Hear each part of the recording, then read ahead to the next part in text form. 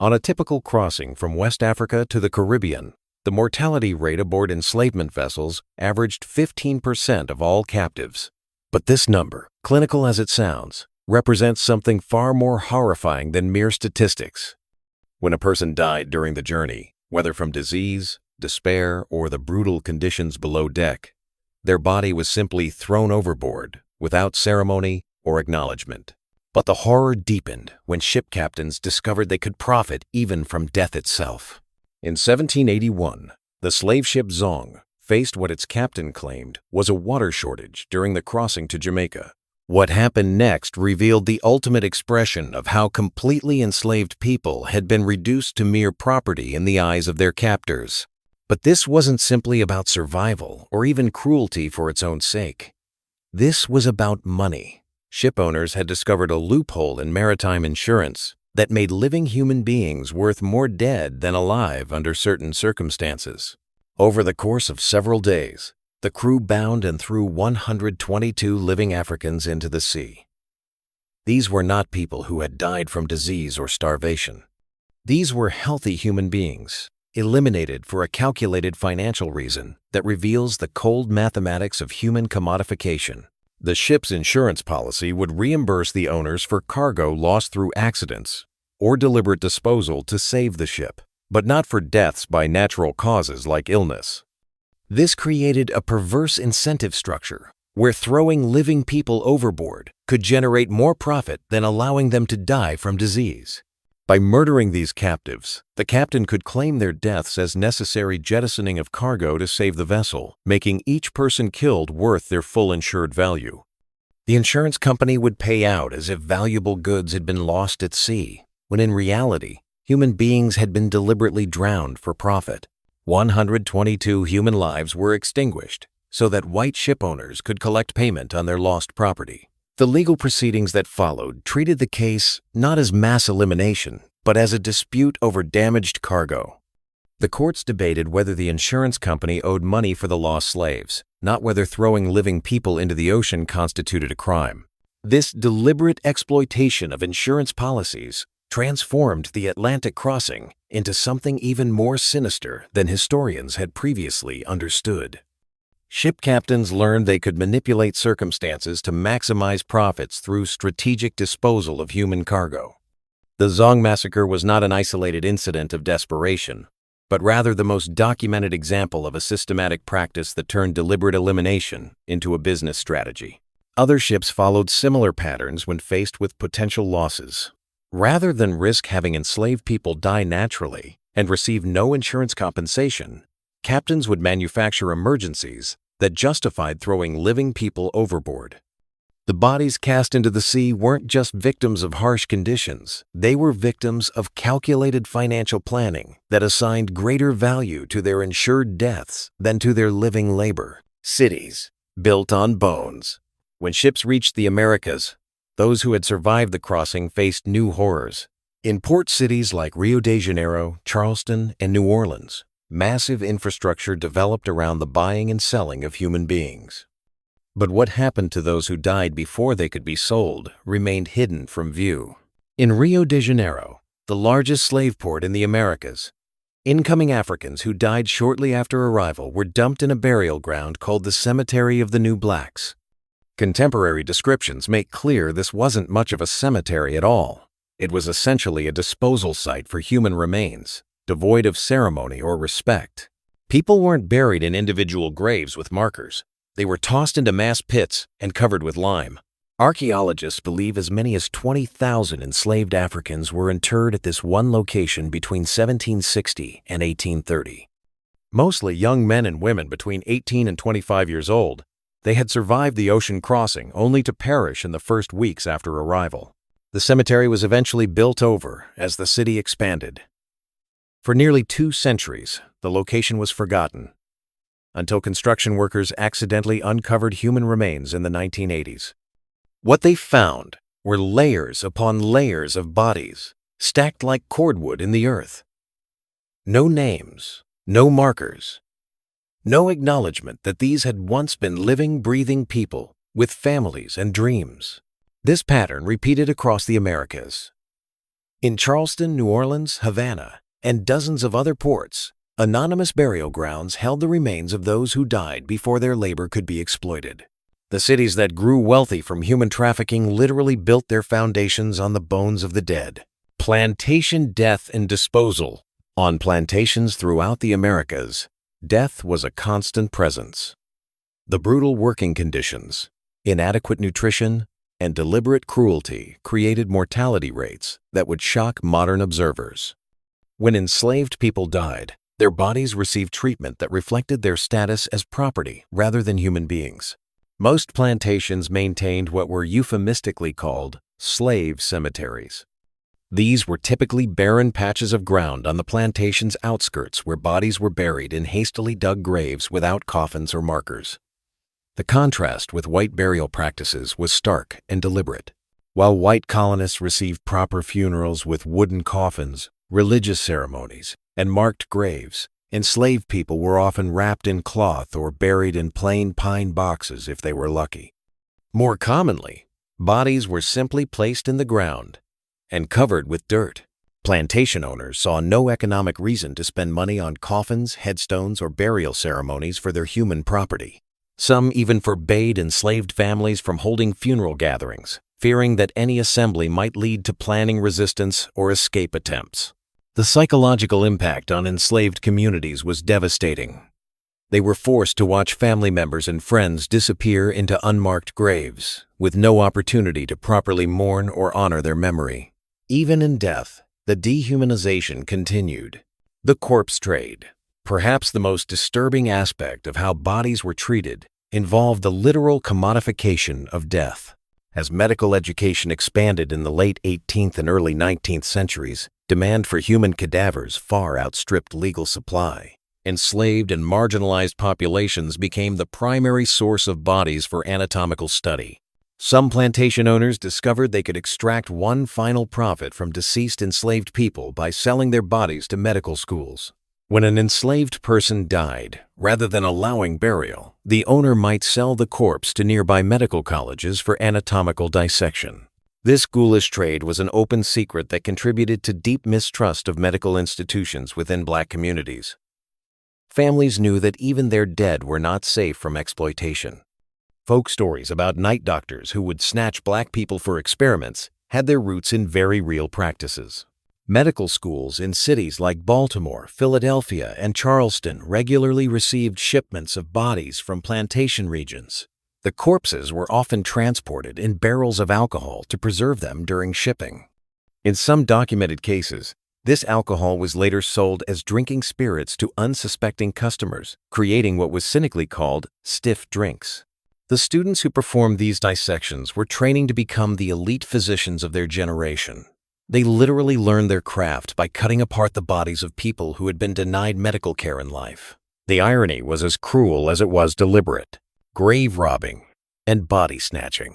When the supply of legally obtained bodies proved insufficient, medical schools turned to more clandestine methods.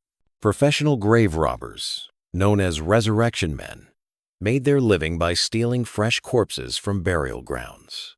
These body snatchers specifically targeted Black cemeteries because they knew that theft of a Black person's remains was less likely to provoke legal action or public outrage.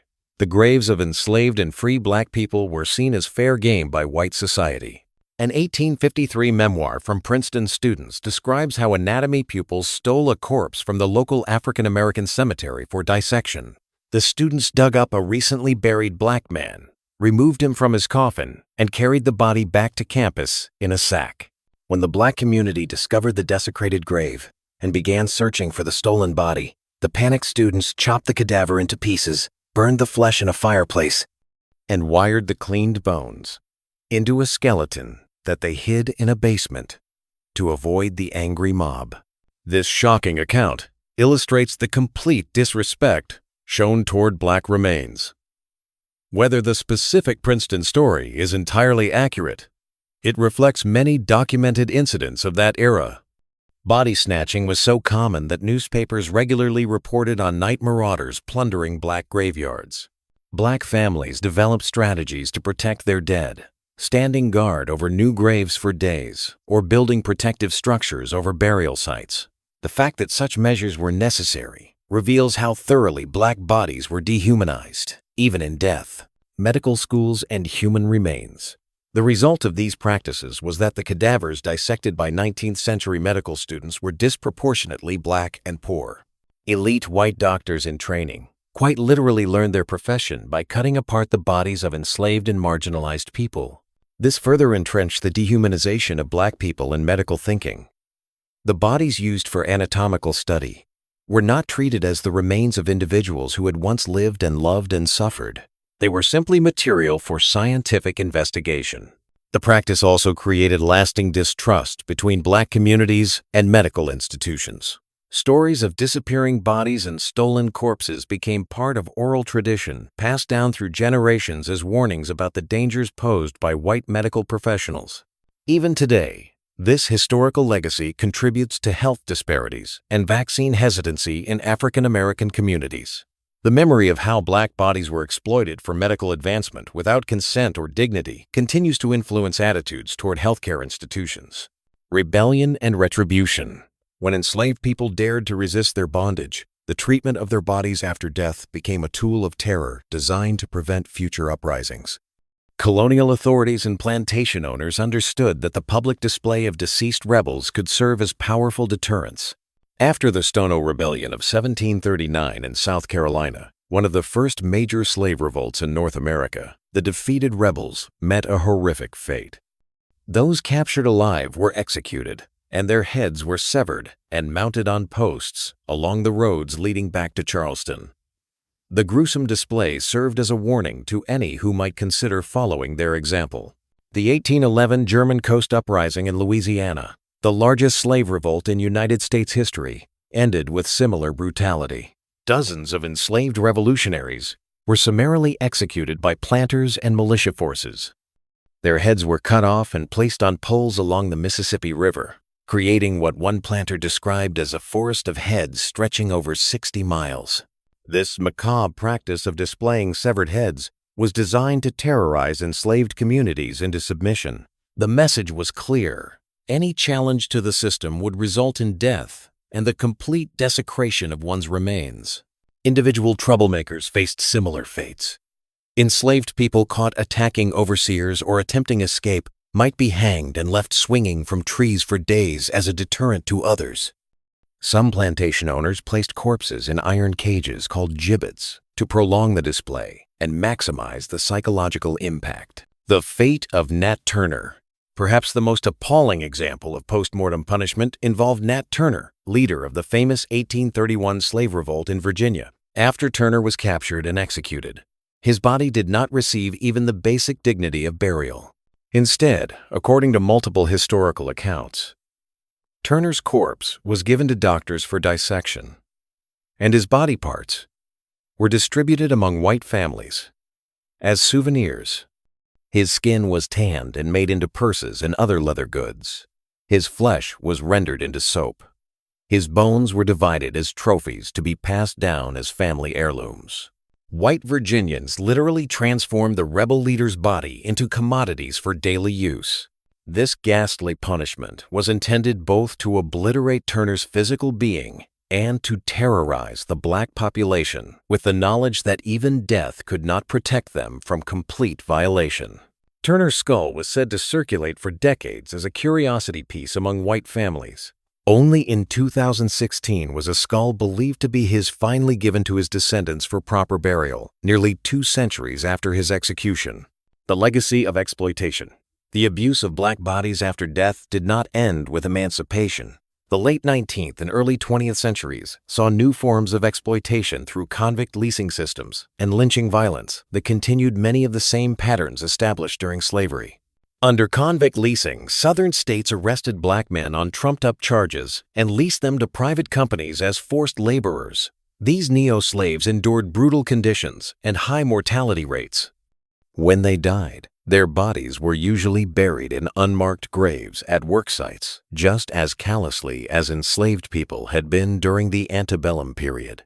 In 2018, Construction in Sugar Land, Texas, accidentally unearthed a hidden cemetery containing 95 African American convict laborers who died in the late 1800s. Their remains were found in plain pine boxes, with bones bearing signs of repetitive hard labor and abuse.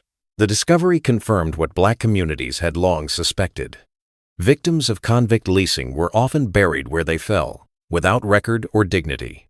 Lynching violence also involved the ritualistic mutilation and commodification of Black bodies. Lynch mobs would often torture victims before death, then dismember the corpses and distribute pieces as souvenirs among white participants. Body parts were kept as trophies, photographed as keepsakes, and sometimes displayed publicly for days. These practices represented a continuation of the same mentality that had allowed for the abuse of enslaved people's remains. Black bodies were still seen as objects that white people could use, abuse, and dispose of according to their desires. The silence of history. For generations, these stories remained largely hidden from mainstream historical narratives. The treatment of Black bodies after death was too disturbing, too shameful for many historians to confront directly. It challenged comfortable myths about American progress and human dignity. The full scope of these practices only began to emerge in recent decades as scholars started systematically examining previously ignored testimonies, archaeological evidence, and archival documents. What they found was a consistent pattern of dehumanization that extended from the first slave ships through the Jim Crow era. Understanding this history is essential for grasping the full extent of how slavery and its aftermath shaped American society. The exploitation of Black bodies didn't end at death. It continued through medical schools, scientific institutions, and public spectacles of violence. Honoring the forgotten. Today, efforts are underway to acknowledge and honor those whose remains were treated with such callous disregard. Archaeological projects at former plantation sites, slave ports, and convict lease locations are uncovering burial grounds that had been forgotten or deliberately obscured. In some cases, communities are working to properly inter remains that were discovered in medical school collections or private holdings. The goal is not just to provide dignified burial, but to acknowledge the humanity of those who were denied recognition in death. These discoveries also serve as powerful reminders of slavery's true brutality. They force us to confront aspects of the past that are difficult to acknowledge but essential to understand. The treatment of Black bodies after death reveals the complete dehumanization that slavery required and perpetuated. Honoring the forgotten. Today, efforts are underway to acknowledge and honor those whose remains were treated with such callous disregard. Archaeological projects at former plantation sites, slave ports, and convict lease locations are uncovering burial grounds that had been forgotten or deliberately obscured. In some cases, communities are working to properly inter remains that were discovered in medical school collections or private holdings. The goal is not just to provide dignified burial, but to acknowledge the humanity of those who were denied recognition in death. These discoveries also serve as powerful reminders of slavery's true brutality. They force us to confront aspects of the past that are difficult to acknowledge, but essential to understand. The treatment of Black bodies after death reveals the complete dehumanization that slavery required and perpetuated. Conclusion. The story of what happened to bodies during and after slavery represents one of the darkest chapters in human history. It shows how thoroughly the enslavement system reduced human beings to commodities that could be exploited even beyond death.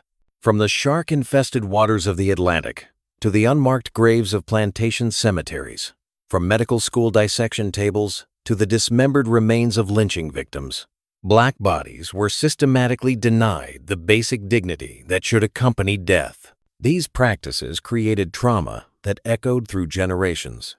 They established patterns of exploitation and dehumanization that continued long after slavery's legal abolition. They contributed to lasting mistrust between Black communities and institutions that had participated in or benefited from these abuses. Understanding this history is not about dwelling on past horrors for their own sake. It's about recognizing the full scope of slavery's impact and the ways that dehumanization can become embedded in social institutions. It's about honoring the memory of those who suffered and ensuring that their stories are finally told with the dignity they were denied in life and death. The Atlantic Ocean still holds the remains of nearly 2 million Africans who never reached the Americas alive. Plantation cemeteries across the South contain thousands of unmarked graves. Medical schools and private collections may still hold body parts taken without consent centuries ago. These physical reminders of slavery's brutality serve as monuments to human resilience as much as human cruelty. They testify to the millions who endured unimaginable suffering while maintaining their humanity in the face of systems designed to destroy it. Their stories demand to be remembered, not as exercises in guilt or blame, but as essential chapters in understanding how we became who we are as a society. Only by confronting these difficult truths can we hope to build a future that truly honors the dignity of every human being, in life and in death.